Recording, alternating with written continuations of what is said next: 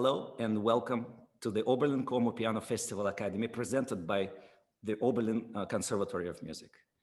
My name is Stanislav Ioudenitch and I'm here with my daughter, Maria Ioudenitch, as we will be jointly conducting short interviews with the featured artists. Today, we have the honor of speaking with the great Yefim Bronfman. Mr. Bronfman, thank you so much for your time and for sharing with us. Well, thank you for inviting me. It's a great honor to be part of this wonderful venture. Mr. Bronfman, it's nice to finally meet you formally. I have just a brief question for you for the beginning. I know you began your musical journey in Tashkent, Uzbekistan, as did both of my parents. And I'm wondering, what do you remember from those early times, from your childhood, in terms of your development as a young musician? Well, Tashkent was, I think, a wonderful place to grow up. First of all, I think it was a wonderful school, wonderful education, wonderful teachers. And also, I had advantage because both of my parents were musicians and my sister is a musician. So I grew up surrounded by sounds of music from morning till evening. We lived in a small two-room apartment and imagine three of them were playing. I was the youngest, my sister was older. And three people were playing and students were coming in and out. And I remember I thought that the whole world is playing music, you know, that when I was 3-4 years old, and it was a given. So that advantage. Then I went to school, to Uspensky School of Music, and I'm sure your father yes. can tell about it. And at the age of 14, I left. I left to immigrate to another country. To Israel. You Yes. went to Israel directly, yes. No, that. Thank you. Of course, I know from my own experience that having a great first teacher is deeply important. Who was that for you? And how did the foundation that you received from them or him, her, impacted your future development? Well, my first teacher was my mother. But of course, soon she discovered that I was not only lazy, but also I had no discipline studying with my mother. And she was not strict enough yes. to make me practice. So after a while, when I entered the Uspensky School of Music, I started studying with Maria Alexandrovna Lapina. She was my teacher. And she was my teacher until I left for Israel. Who were some of the most influential teachers or musical encounters for you? There are many. First, I started with a wonderful teacher in Israel, and his name is Aryeh Vardi, who really gave me a lot of good things, and he spent a lot of time with me, and he was very generous with his time. And he really made me think about music in a different way and a little bit more mature. And it was at this age, 14, 15, you already have to decide whether you're going to be a musician or you're just going to do it as an amateur. I think that was an important period in my life when the Vardi was a great help, and he inspired me to continue to be a musician, which is very important. And then when I came to America, my first stop in America was Marlboro Music Festival, where I met Rudolf Serkin, and with whom I started studying when I entered Curtis Institute. Of course. However, I was there very briefly, but I continued studying with him a year after I left Curtis Institute. Moved to Vermont, where he lived. By that time, he already left Curtis Institute, and he only taught me where he lived in Vermont, near Marlboro. And of course, I played for many people, and I think one of the most memorable meetings in my memory was when I went to play for Horowitz. I went to his house, somebody arranged it for me, go play for him, and it was unforgettable evening where I spent 3 hours and I played for him, and he was very generous with his time and very nice to me. And there were a few other people there, and he played for us. I was sitting right next to the piano. I was watching. I remember that it made such a powerful impression on me that I couldn't sleep the whole night. I was 15 years old, and I never had that problem, not sleeping, but it was like electric shock hit me, it was just so incredible to sit next to Horowitz and see him and hear him play. Wow. And he showed me a few things what I was playing for. He showed me a few things how to improve things like this. And then I remember, of course, a wonderful experience of playing for Claudio Arau. Only once, but it was also memorable. He gave me a wonderful lesson on Beethoven Sonata, and played for Rubinstein. Also was fantastic experience. Something about these people, when you're around them, they inspire you. You don't even have to listen to them, but they give you inspiration to be a musician. It's just very strange telepathical thing. And then, of course, I studied with Leon Fleischer for quite a long time.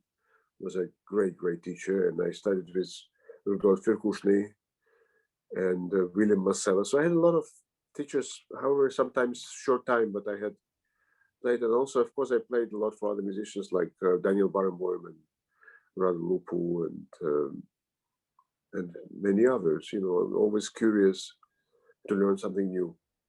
What a formation. It's a dream. It's a dream. And the behind the Como Academy actually was the same idea, is to bring as many as possible great artists and gurus from the world of piano, and unite them in one setting and give an opportunity to young people to learn. Yes. Well, I have to add that I'm not really an experienced teacher. I have just starting to do a little bit of teaching, and I think I don't have the experience of becoming a real pedagogue and a teacher. However, I think I can share some of my experience of playing for so many years with a younger generation. And, there are many ways of learning from others. And, there are many ways, many angles one can approach when you study with somebody. I can share with my humble experience playing those concertos or this repertoire with conductors, and maybe I can contribute something. Please believe me, it's an enormous deal that our young artists are going to meet you. Just meeting you will change a lot, for their future. Meeting virtually is not the same, isn't it? It's not the same, unfortunately, and hopefully in the future we will be able to meet in one room. Yes, and hear the natural sound. Sounds pretty good when I'm sitting here. It's my studio here, and it sounds very good here. Thank you for really doing that. I'm glad to do that. Mr. Bronfman, obviously you've met with so many incredible people, and you've had and are having an exciting career of your own. What triggered this expansion of your career? Was there an exact moment that created more concert opportunities for you when you were younger, or a manager or another musician heard you? Maybe you were asked to substitute for another artist?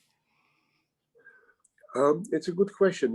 It's difficult to analyze it sometimes, and also, that the thing about starting a career it's different for everybody.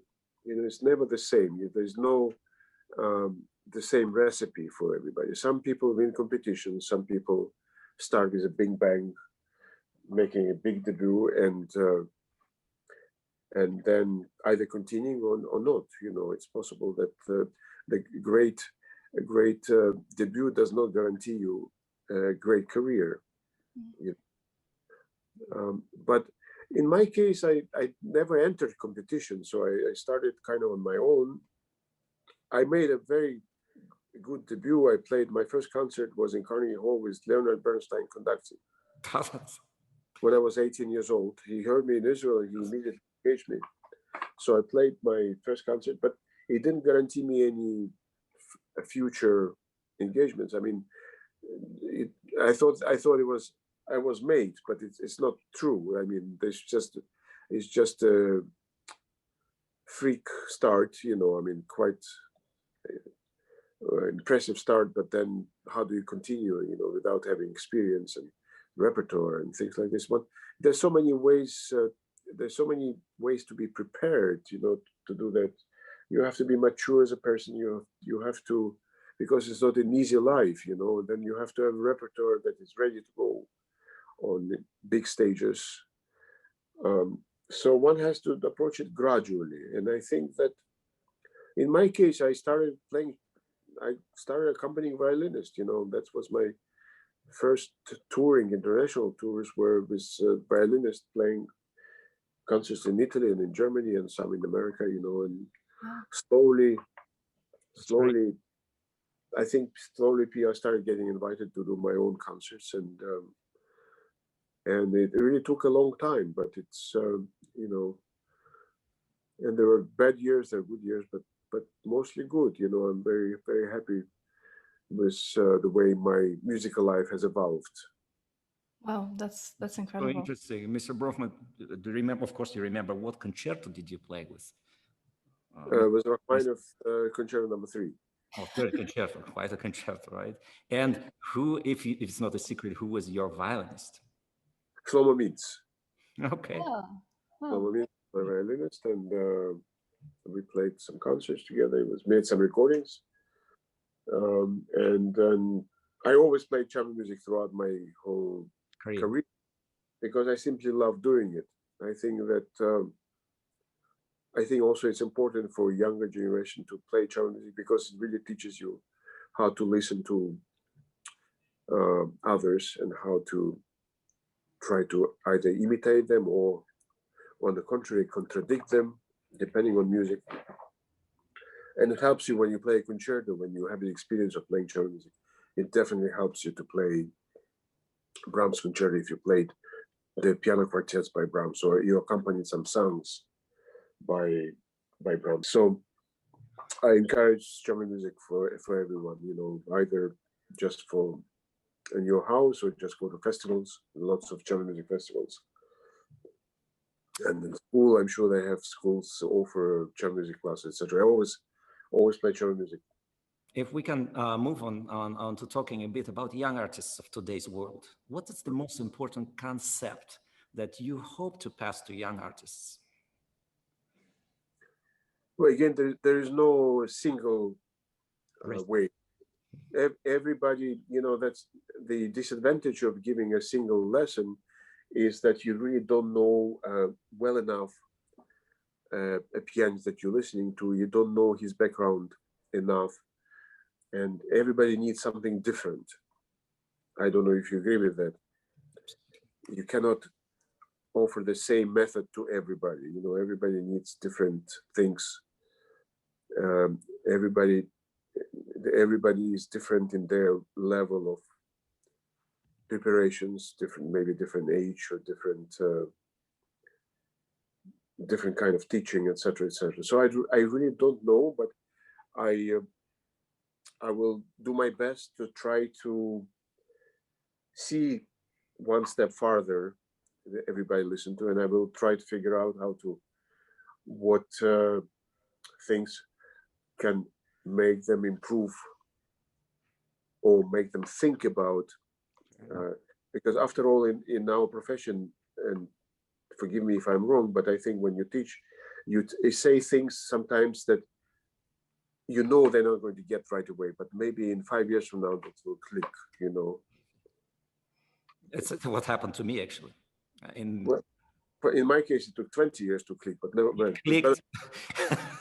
Better late than never. I know what you mean. So, you know, sometimes, you know, I remember when I was studying with Serkin, I had no idea what he was talking about. It was like learning a new language. And I didn't know how to react to it. So it was like swimming a little bit trying to learn how to swim in the middle of the ocean. But I think that you have to be strong and you have willpower and try to really figure out in your own way what he meant. And maybe I'm wrong, but I think that the great thing learned from people like Serkin or Fleischer or Bardi or Barenboim is how to read the score correctly. Absolutely. You know, that's a lesson in itself. It seems so simple, but it's not. You know, I mean, it's just everything is relative and everything is open to interpretation. That's why we have so many wonderful and different interpretations of the same piece, because everybody is reading it differently, and they're all correct. The great artists are all correct, but they're so different. It would be boring if they all played the same way. Yeah, not necessary. Yeah, they will not need to another concert. So many artists, of course. Yeah. Yes, we need to recording. That's it. But you need some. You hear somebody and say, "Oh my God, it's something he's doing I've never heard." And I look at the score. It's what's written. Absolutely. He's doing what, but this voice he brings out all of a sudden, it's just changes the whole world of this music. It's quite incredible. So I hope we can have a discussion about various things, and maybe not. Maybe sometimes silence is better than saying nonsense. It's also good. You're such a philosopher. Well, what else are you going to do during pandemic? Read philosophy. Well, actually, Mr. Bronfman, what you just said sort of hints at what the answer will be to the next question, but I'm still wondering, what does the word interpretation mean to you? And what aspects of interpretation are most important to you when you listen to someone perform, for example? You're asking difficult questions. It's difficult to say. The word interpretation is a very powerful word, and I'm a little bit shy about it, to be quite honest, because I think that my goal is to be as loyal as possible to the text and put myself second. Yeah. I think that sometimes we hear to a performance that bothers you about the artist puts himself first before the music, and I think that artist should be always second. We are recreating something that is already has been created, and we are at the service of music rather than in front of the music. And I think that's how I look at things. I just try to do my best, and very often I wake up the next day and say, I'm so foolish, I didn't see the obvious things in it. And I learned something, and I try to incorporate it in my next performance. So I learned, when you play pieces like Beethoven or Brahms or Schubert, or great composers, there's always new things you discover in the same. You read at the same page, but you see new things and you hear new things. It comes with your development as a person and as an artist, from experience that you gain from performing these pieces, etc., etc. Mr. Bronfman, we feel like asking you question after question for another hour or day or weeks, because you have so much to share, and really we appreciate your time. Thank you so much. We're not going to take more of your time, and we just will be looking for your meeting with the young artists. Thank you. I look forward to it very much. Thank you both for this opportunity, and great to see you, and nice to meet you, Masha, and see you soon. Thank you, Mr. Bronfman. Thank you very much.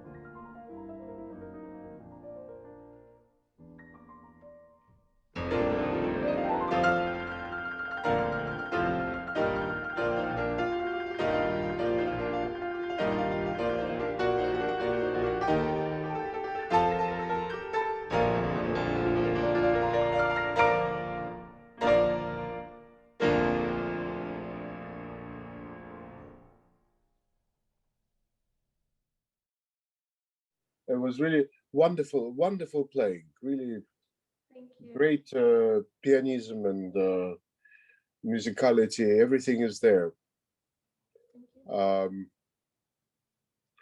I have some suggestions from interpretive point of view. I personally feel that your performance is very beautiful and very convincing, but I feel that Brahms belongs to a classical era more than romantic, and I think sometimes your playing is a little bit too rhapsodic for me. You know, we expect rhapsodic playing from Rachmaninoff or maybe some other composers, Scriabin, Rachmaninoff, you know, maybe. But I think usually the tempo has to be respected without too many changes. Whatever expressive elements you can incorporate in your playing should be without changing the tempo. Please stop me if you don't understand something. Or Sure. No, I understand everything. For example, when you start, first of all, in a lot of in this movement, in this concerto, it's always give and take with an orchestra. It's unlike the first concerto, which is very symphonic, and it's like a symphony, and the piano is part of the symphony. Here is more like chamber music. So when the horn plays, you only make a commentary, not you know what I'm saying. And throughout the whole concerto, you know, the cello solo and a lot of things happening here together with an orchestra, together with individual, even not an orchestra, individual players. You know, there's an oboe solo, there's a flute solo, a cello solo, there's horn solo, etc., etc. If you don't play chamber music with them, it distorts a little bit this piece stylistically. So, for example, the beginning, you know, you play very beautifully, you know, this. But I heard already 3 different tempos in the beginning. For example, you play.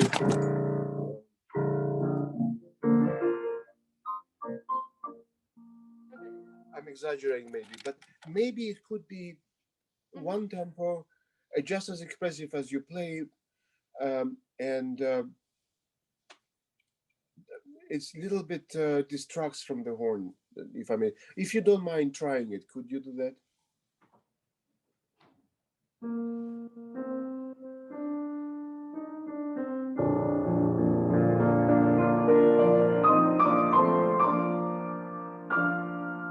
Beautiful, Anastasia, beautiful.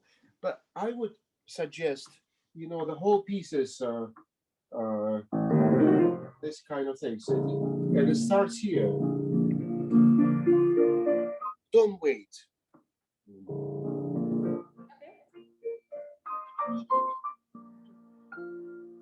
You understand? Don't wait before. You wait a little bit. You want to make it expressive, and I understand it very well, and I feel the same way, but maybe you can do it without taking the time, because here you don't take it. It's the same idea. You know.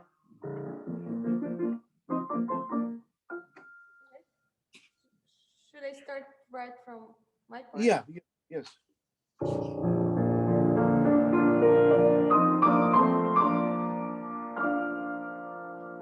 Beautiful. Continue.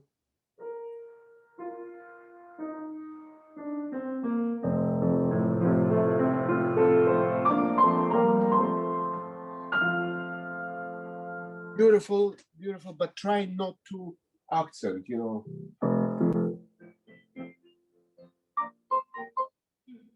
Because second time you have this crescendo. Okay.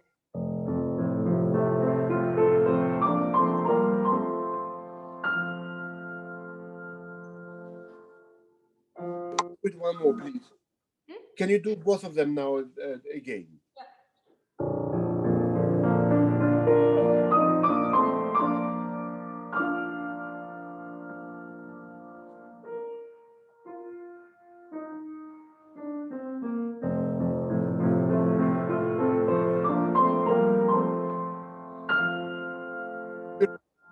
don't forget that the first note is very important in the bass. And also this is slurred.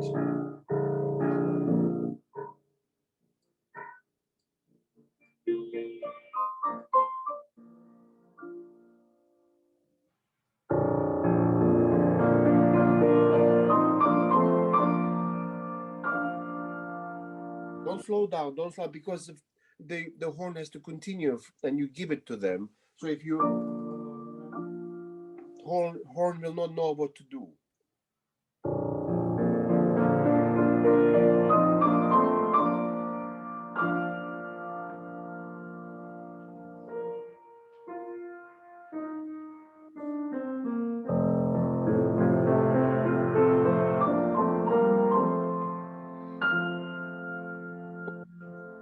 Okay, continue, please.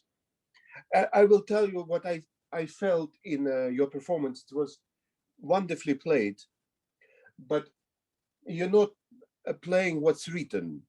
And you are one of many people who do that. If you look carefully, it's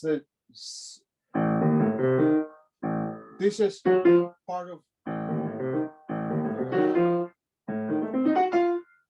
it's not, the right hand is not part of sextuplet. Mm-hmm. Do you see what I'm saying? Yeah, just how should... Well, you know, it's difficult to do. When I play it, I practice it.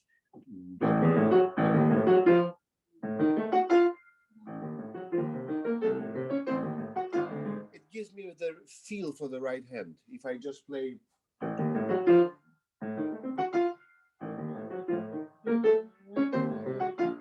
And then when I what happens is when you practice like that and you try to play the sextuplets, it gives you more importance for the right hand. Da-dum, da-da-da-pam. Otherwise, it sounds a little bit too lightweight for me. Okay. I think it's the very a lot of friction happening in this music. You know, one goes this direction and the answer is the other direction. It's like here, but here more peaceful. But here the drama begins, and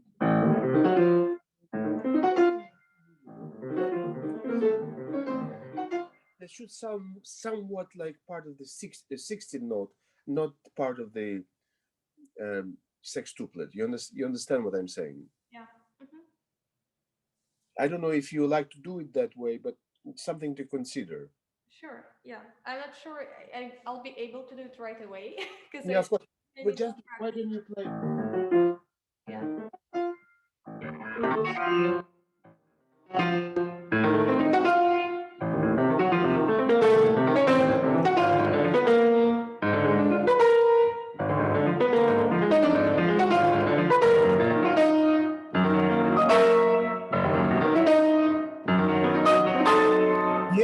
Yes, it's already, I feel there's a difference. If you practice at home, you need to feel that, pa-pam, this tension.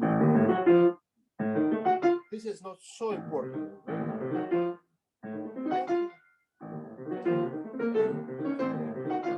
And also, you know, they're both, in terms of strength, they're both equal. Sometimes yours is, the second note is louder, you know. I think pa-pam, it's appoggiatura, you know, it's like it's very important, I think.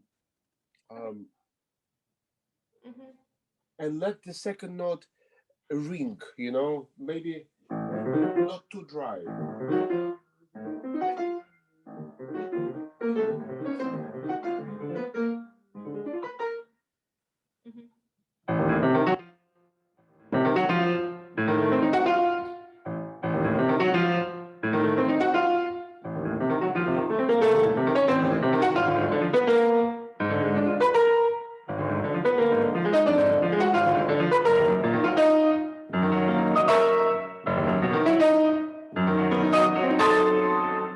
Beautiful. Continue.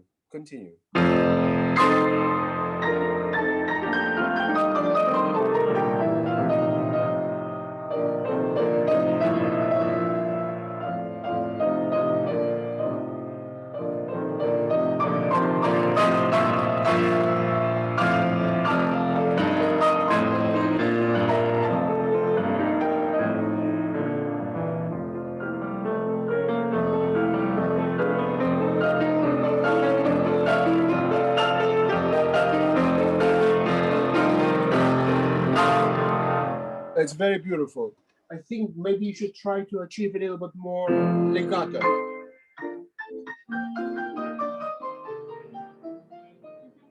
And take a little bit of time. T at the end.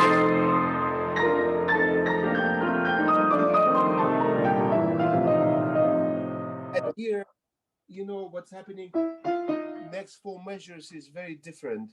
You have the middle voice.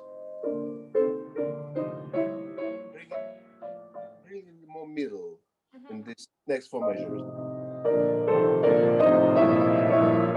And poco forte, poco not so grandiose anymore.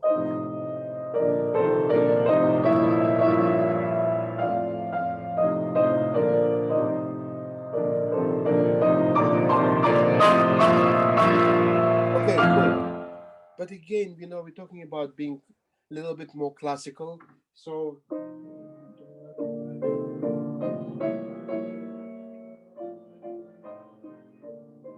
absolutely in tempo. If it doesn't make that beautiful, it makes it, I think, more beautiful.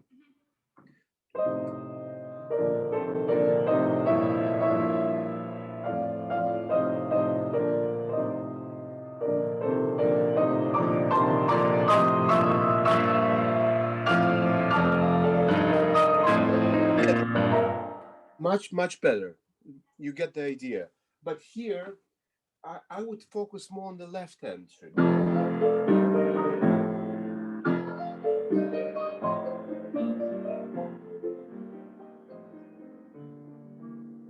One will hear the right hand easily, but not the left hand.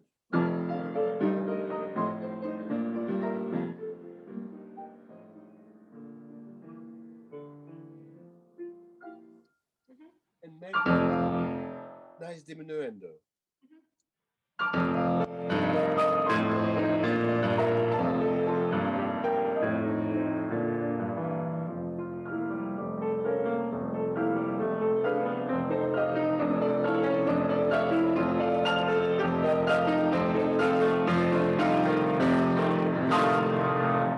Great, great. You can make a little bit more phrase.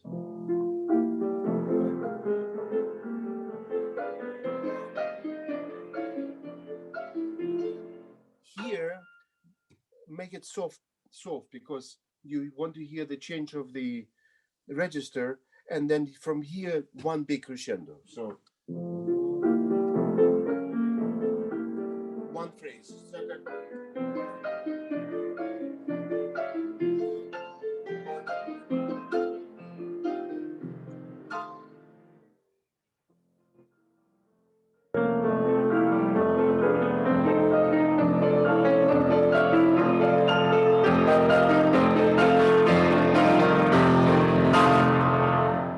Excellent, excellent. Okay, next one, I suggest that you play this a little faster. Only the last one.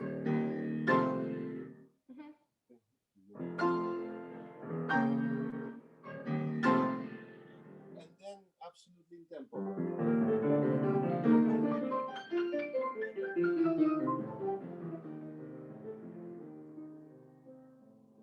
You understand, the rubato is already written by Brahms. You don't need to make more rubato than it's already there. And also don't forget, la la la la la la la la la la la pa pa pa. Don't take time.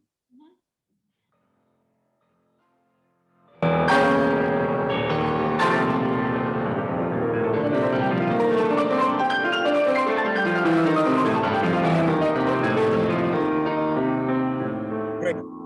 Can you make the same thing but with more legato?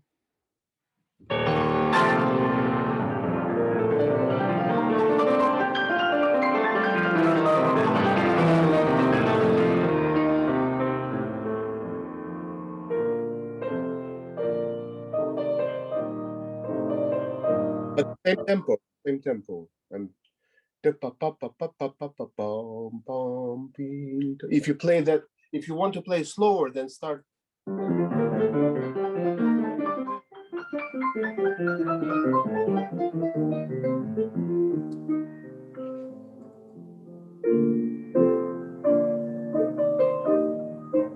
think it should be the same tempo, more or less.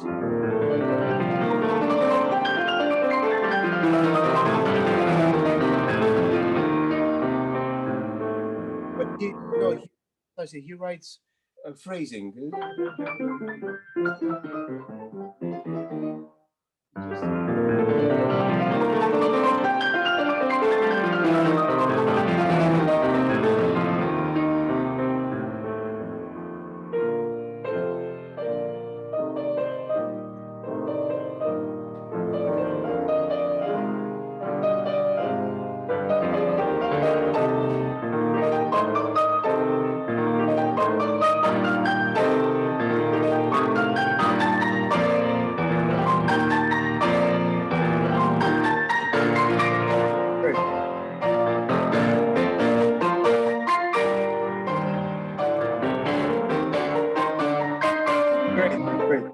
Great, wonderful, wonderful. I would suggest that its mezzo piano is really softer than poco forte in Brahms, I think. So, and try to make a crescendo a little bit later. So, more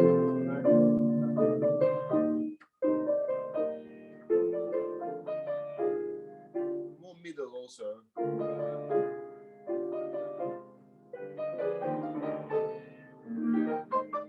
You write too loud here. And make a bigger difference between non-legato and staccato. You know what I mean? Yeah. And then let me finish the thought so I don't have to interrupt you.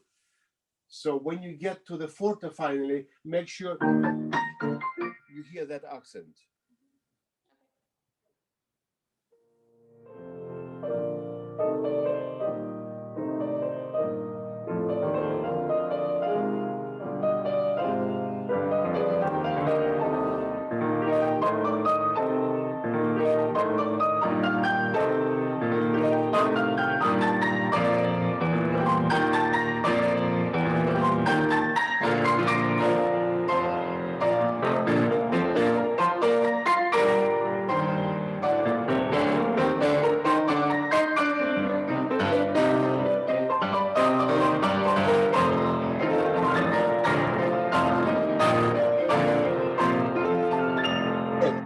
It's good, it's good. One little detail, make sure that it's not quite clear.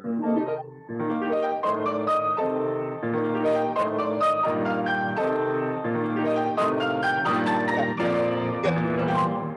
Except, don't take time.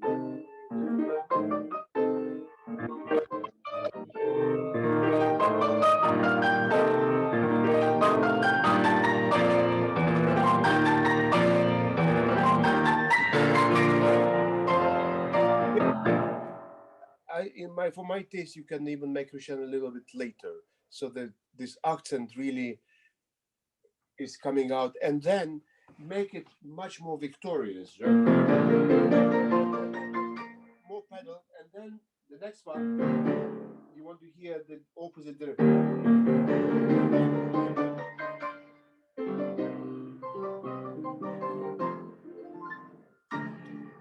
Much more victorious and grandiose.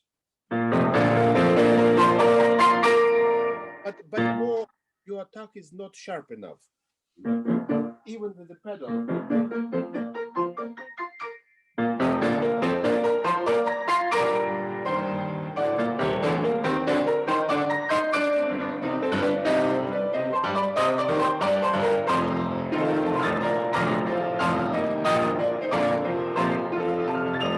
Yes, beautiful. It's great. The next one is exactly what we're talking about, playing chamber music, that try to take from the orchestra. You have a wonderful orchestra, by the way. Bravo. Yeah, you try to take from the orchestra the same tempo and try to follow on that. So I heard a little bit, it went faster all of a sudden, very, you know.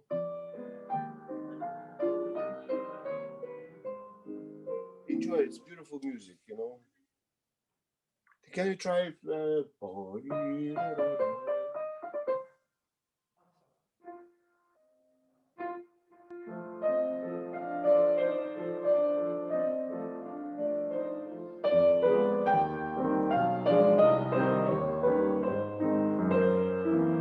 Yes, beautiful. And a little bit more legato.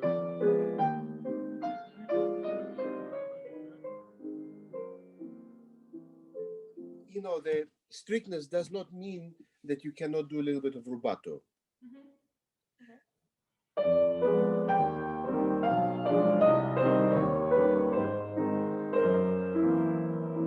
Maybe, I would say not even about the color, you know. This is such an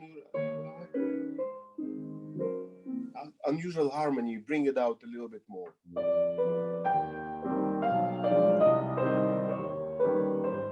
Well, not that much.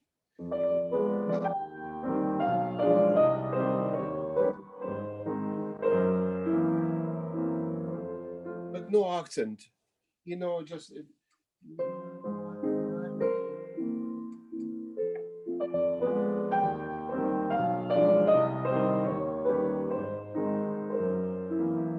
Beautiful. Beautiful.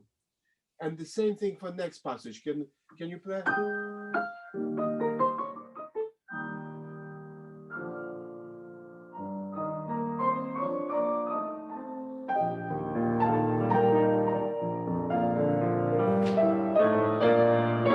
Yes, beautiful. Anastasia, in this case, he writes espressivo and then he writes a crescendo. So if you accent the first chord, it's very difficult to make that crescendo. So start really soft. Espressivo means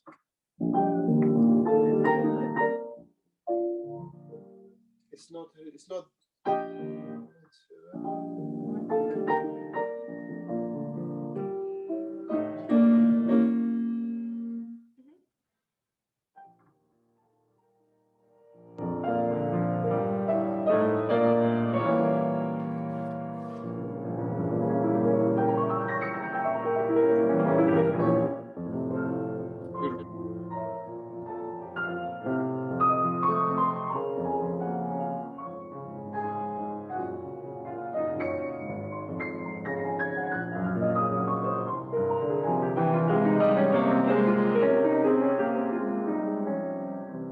Yeah, I wouldn't take so much time.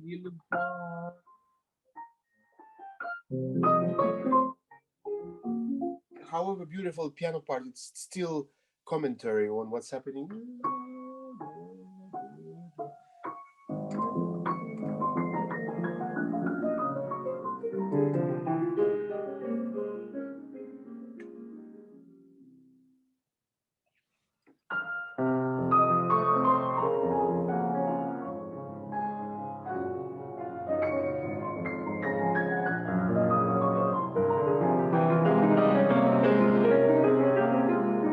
Yes, it's very beautiful. Anastasia, the first time he doesn't write anything. Second time he writes dolce. So maybe you enjoy the top register, high register.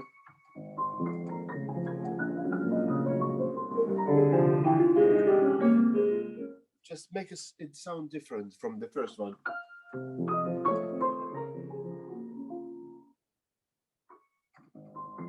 You know, reach out to the stars here.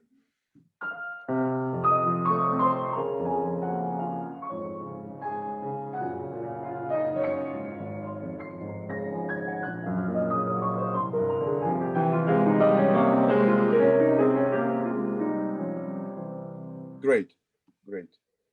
Okay, play next passage. Next passage, I have nothing to say. It was so beautiful. Okay, so from here? Yeah.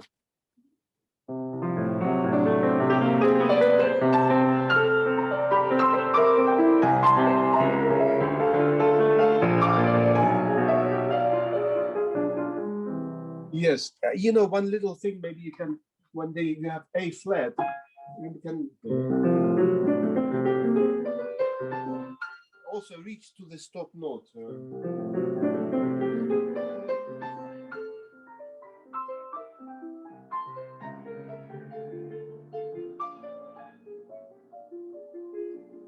Change the color.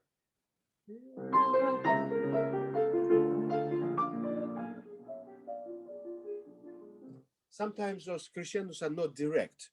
They're more round and looking for a different color, you know. Sometimes in the romantic music it happens a lot.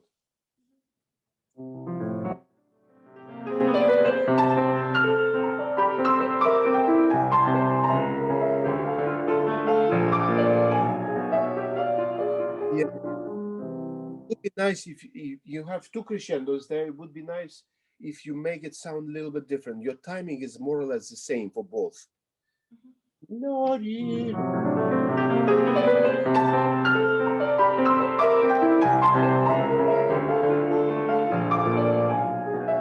Yeah,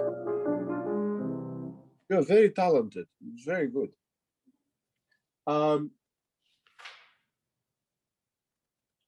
Yeah, it's amazing that you're actually playing this fingering and you don't rush. A lot of I use different fingering and it prevents me from rushing. I do 2-1, 3-1, 3. That this way I don't rush. If I play, I always rush. But especially when I'm nervous, you know. But it's very beautiful. I'll play the next passage. I want to hear it again.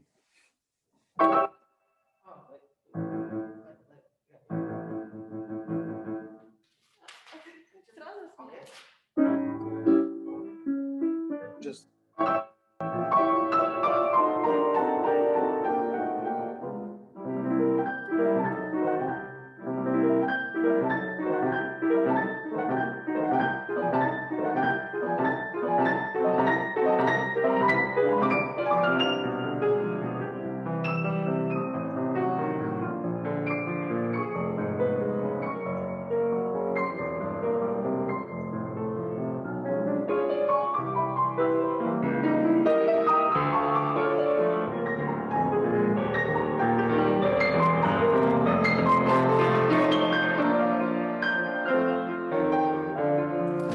beautiful, beautiful. You know, that could be a little bit more mysterious when you have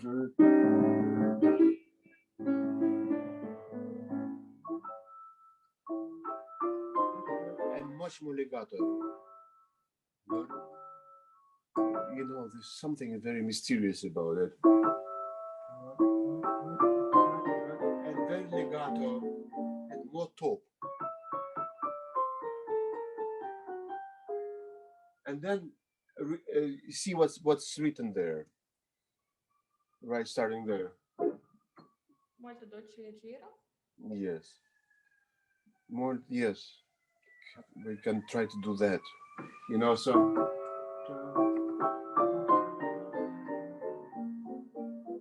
it's a difficult passage and you play it perfectly. But it would be nice to have a little bit more elegance and, you know, a little bit more pedal also.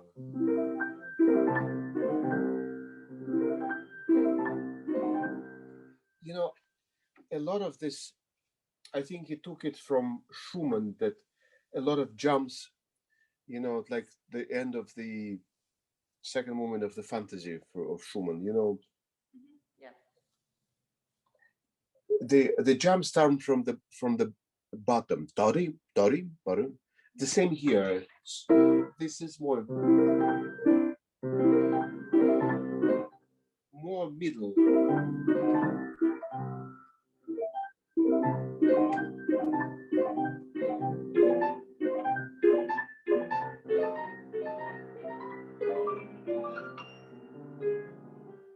Somehow, you know, it's a little bit more appropriate. I don't know.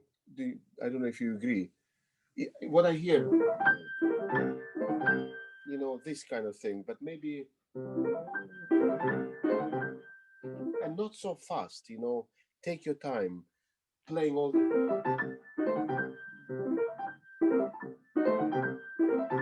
beautiful harmonies, you know, also, besides technical difficulties. To try one more time, please. A little bit more pedal. Don't play too dry. A little bit more pedal. Oh,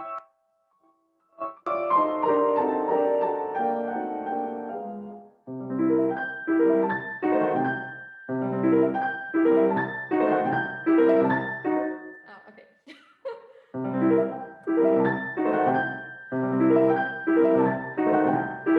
Anastasia, you know, your thumb is too heavy. If you look, the little crescendo goes.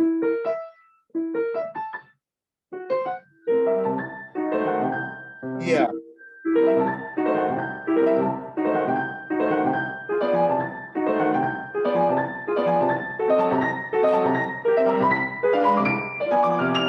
Yeah, practice that because I still hear too much thumb. So this one of actually one of the more lyrical passages of the movement. You know, this is you're accompanying the orchestra.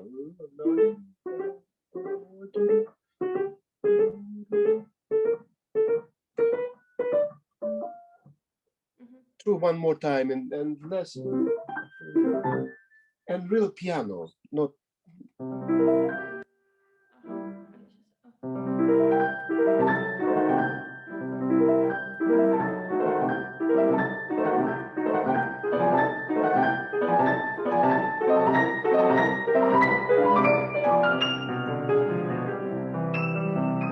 Yes, it's much better, but practice it. Here, I think that both notes are important.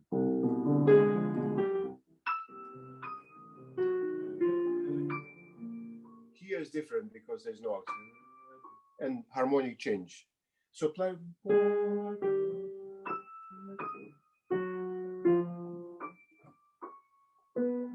You know what I mean?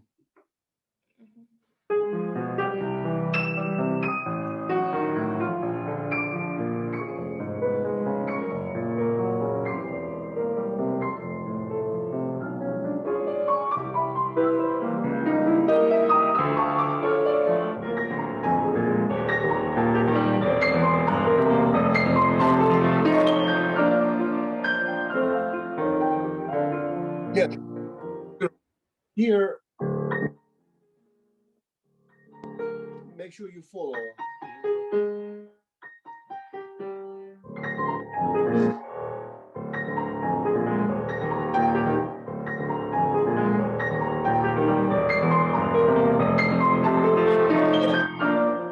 Yeah, before you were kind of neglecting the last note because you were already anxious to go to the top.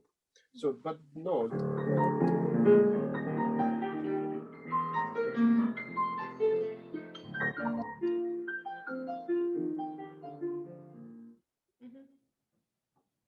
I also make it make more beautiful harmonies.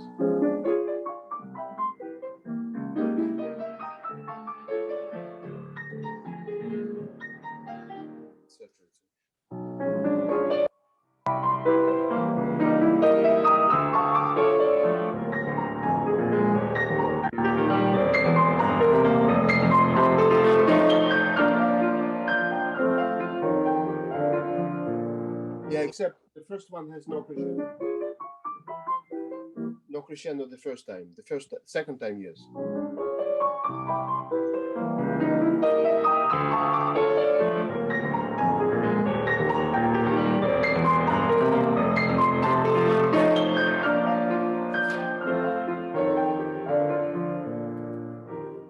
Yeah. Also making left.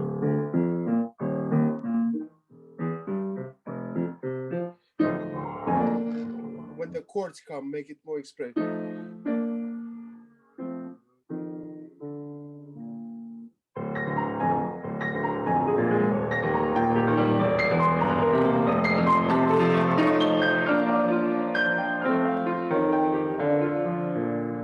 Yeah, good. Go ahead.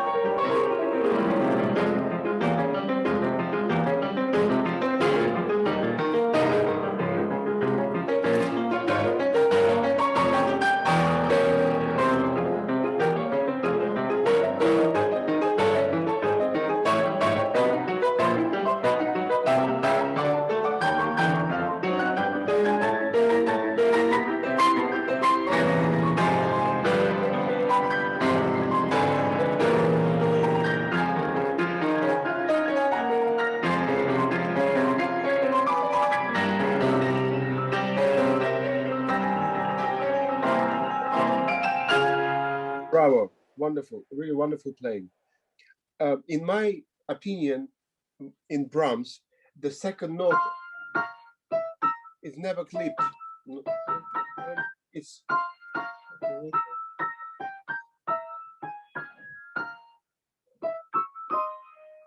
you know what I mean? It's not. It's not.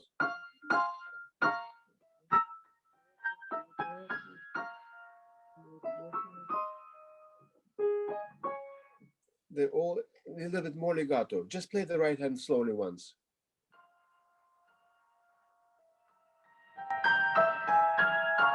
Without the pedal. Without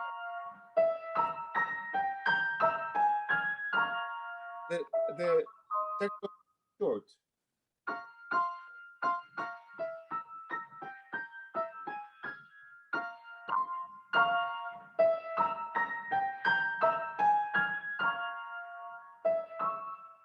You play. That's what I hear.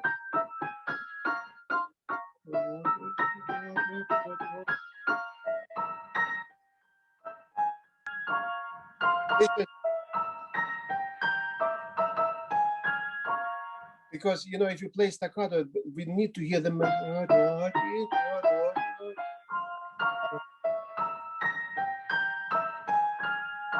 Yes.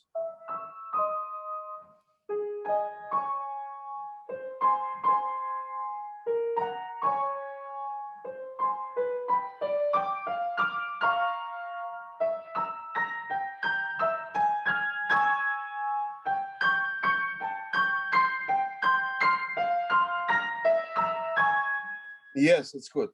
Now play both hands and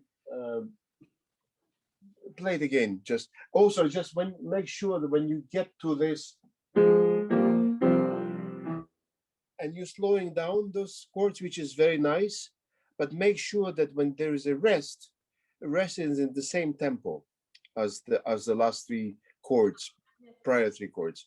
Don't start with this too soon.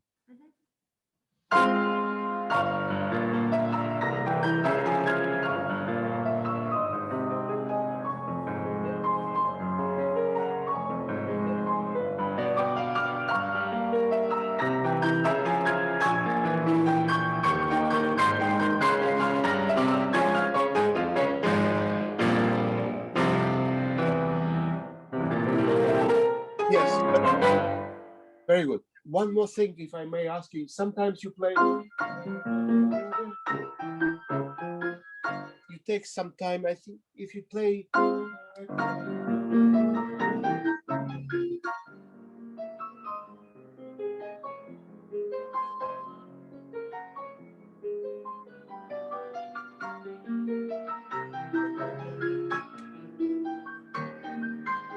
you know, just non-stop, don't take time between da-rum-pum. You see, it already happened. Dum-pa-da-rum-pum, dum-pa-da. Don't rush the triplets before. Pa-pa. Yeah.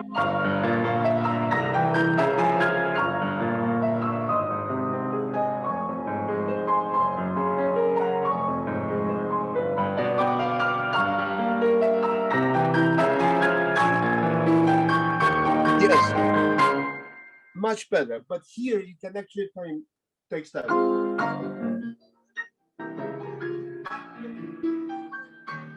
Here's a culmination. Then here you can take you can stretch a little bit as long as it's organic.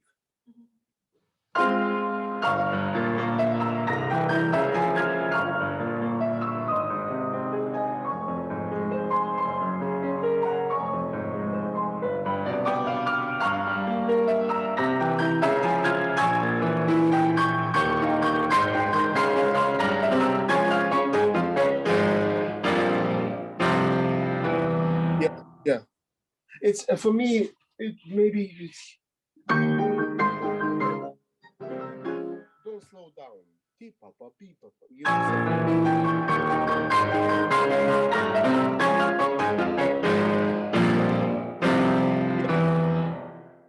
it's hard, but I think it would be nice if we really caught the momentum at this point.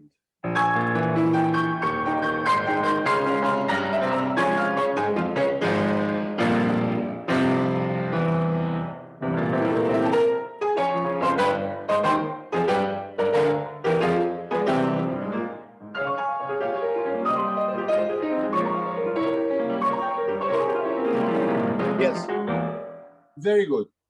And don't forget the whole thing, it's only forte, it's not fortissimo. And also here, I want to hear more stereo effect between right and left hand.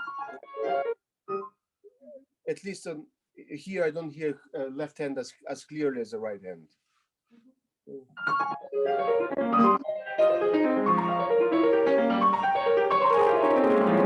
Yes, that's good.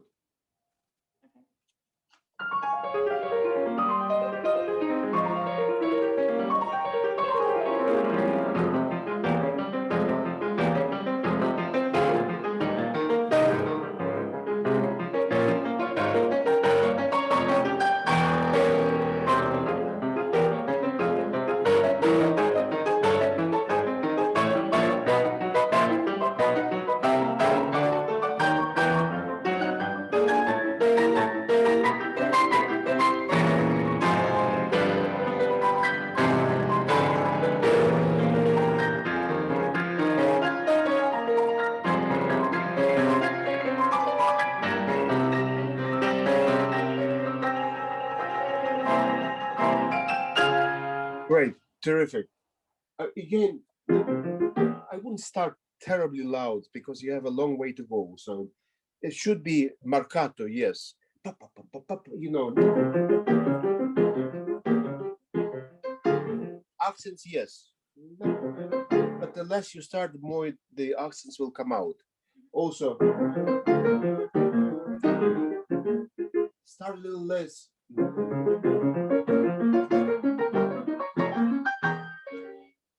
And don't take time.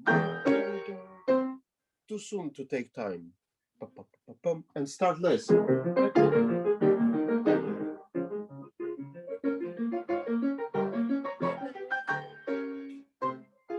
I haven't played it for a long time.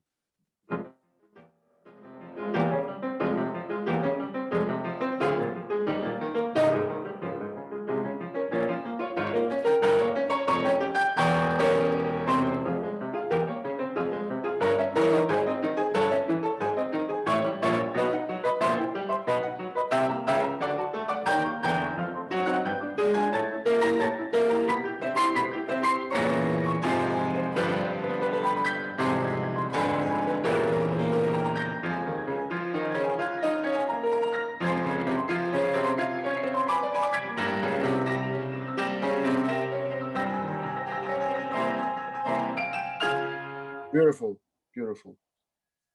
Continue to the development.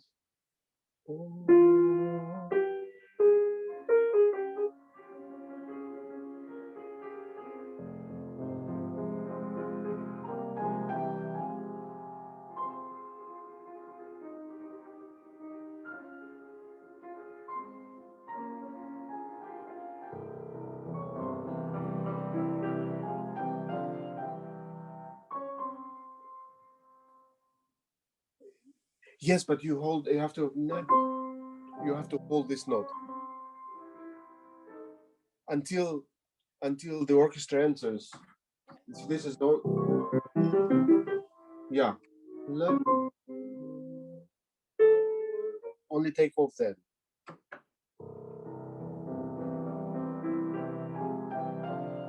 Don't take time.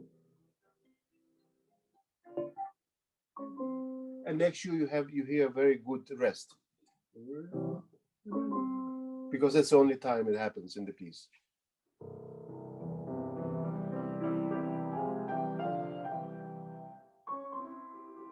Yeah, without slowing down, of course. And also, can you make sure that you know no accents?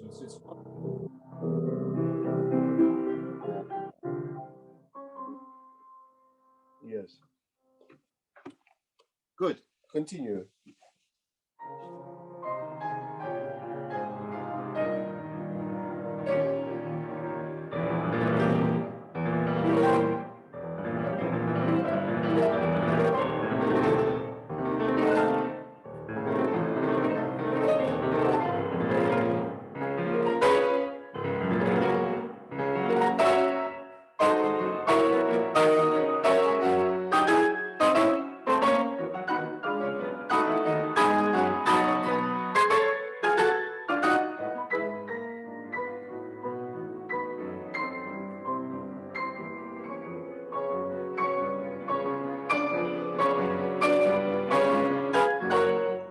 Excellent, excellent. You know, when you play, make sure that this one is not so loud, so they can.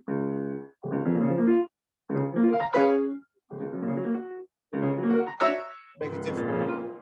Yes.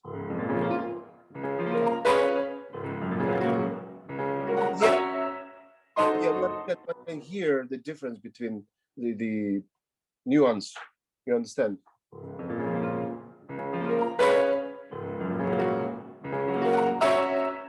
Yes.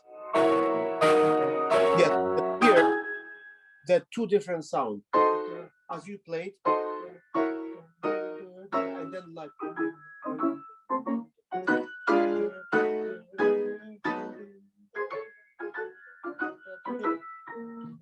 And make more.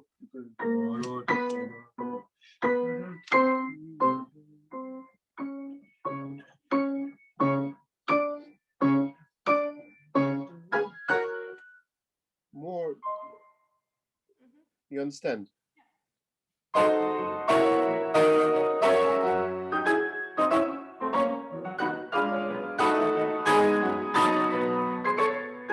Yes, yes.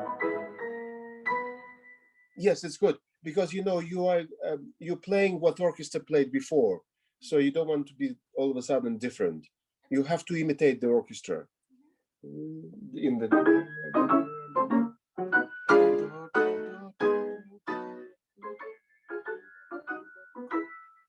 and then continue from here on.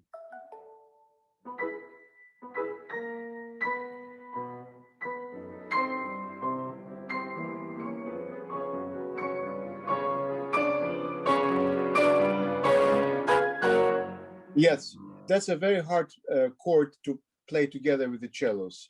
That's never together, so you have to be very rhythmical, and hopefully the conductor is very rhythmical. Also, when you have crescendo written, make sure this is the softest point. So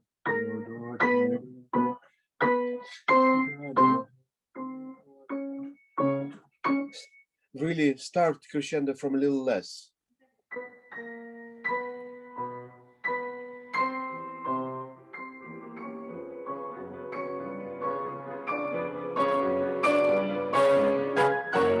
Yes. Make sure the next passage, I make sure that does never sound like a triplet. You know, here we have, here it's easier, but here, I am myself guilty of rushing there, but it doesn't sound good when you play. When you play back the tape, it sounds like.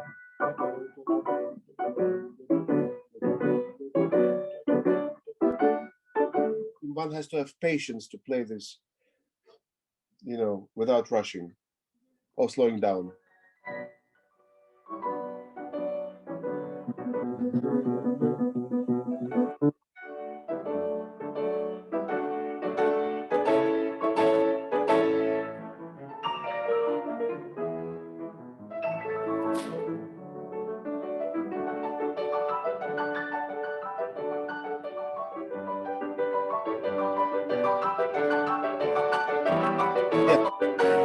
Yeah, it's good. Technically, now it's very good, but now musically, maybe this chord is a little bit too short. Maybe a little bit more pedal.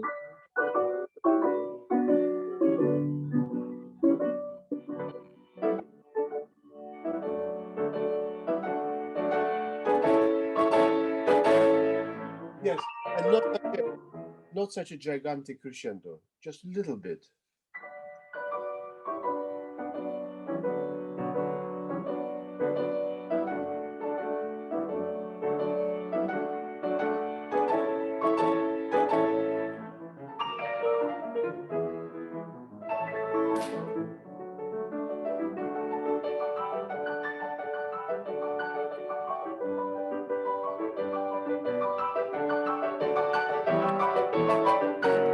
Yes. Yeah, second time a little bit more lyrical, I think.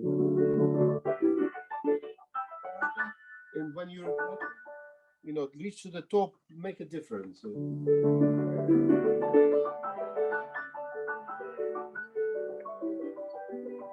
A different color, you know.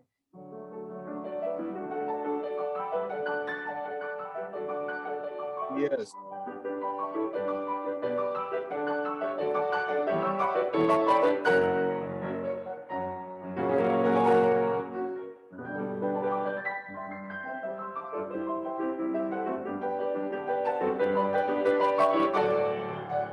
Make sure it never sounds, make sure it doesn't sound pedantic.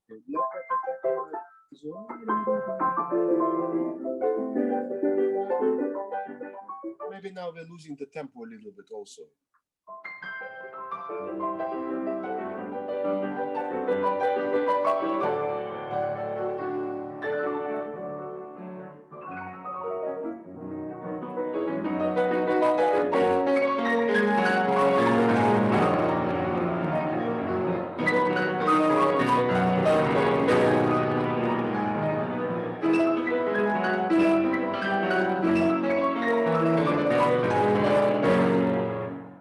Yeah, you know, it's very Brahms technique. Make sure that the second note in the right hand doesn't rush.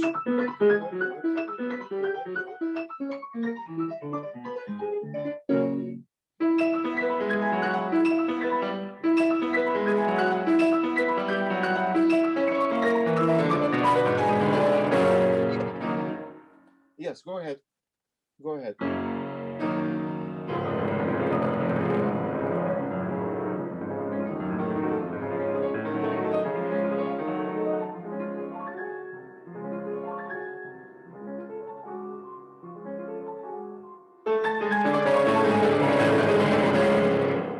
Very, you know, a lot of pianists play that in a very interesting way, and I like it.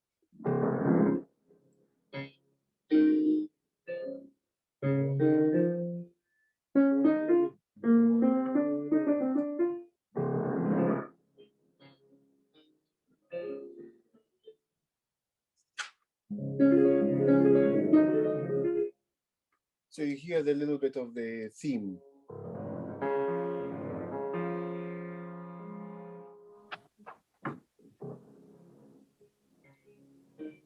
I just don't see this D.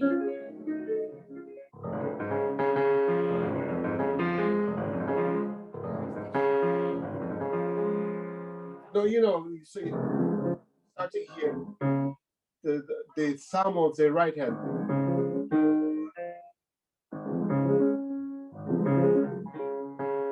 Okay.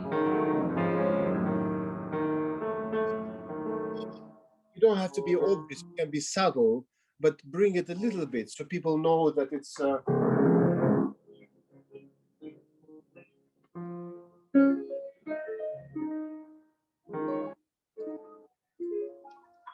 you know what I mean?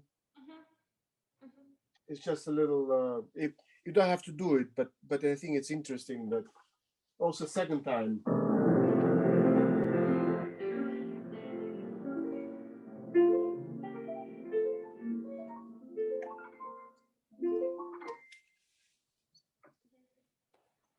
Think about it. Yeah, sure. Around I would not. This is one of the places I wouldn't try to stay in tempo. I would just a little straight.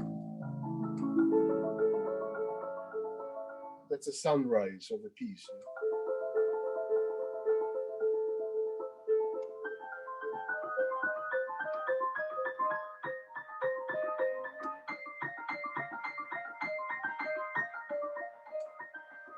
Enjoy that. It's the most beautiful color you could possibly create. It would be wonderful. Can you try that once?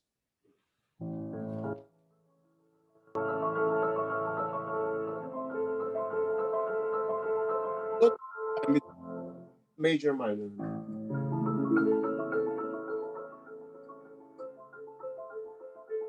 Don't change tempo. You know, I think slow, yes, but not changing tempo.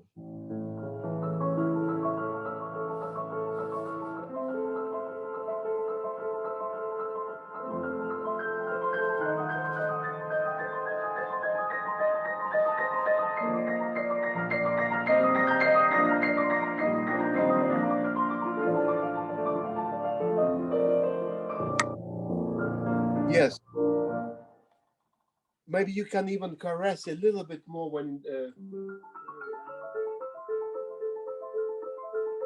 the new note comes in.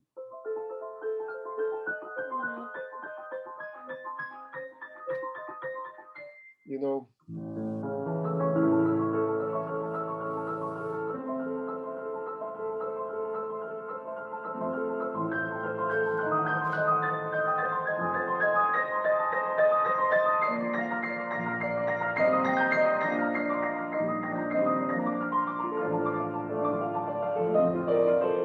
Yeah. Yes. You have a lubricant. And here another one. Do that.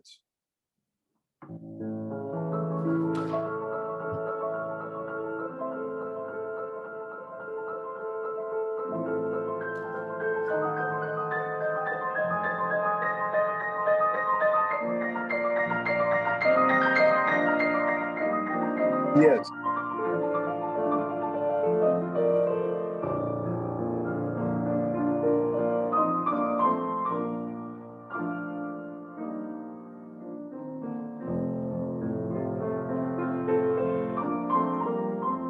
Beautiful. Beautiful playing. Thank you so much. We could spend hours. Yeah, thank you very much. No, thank you for playing so beautifully, and good luck to you.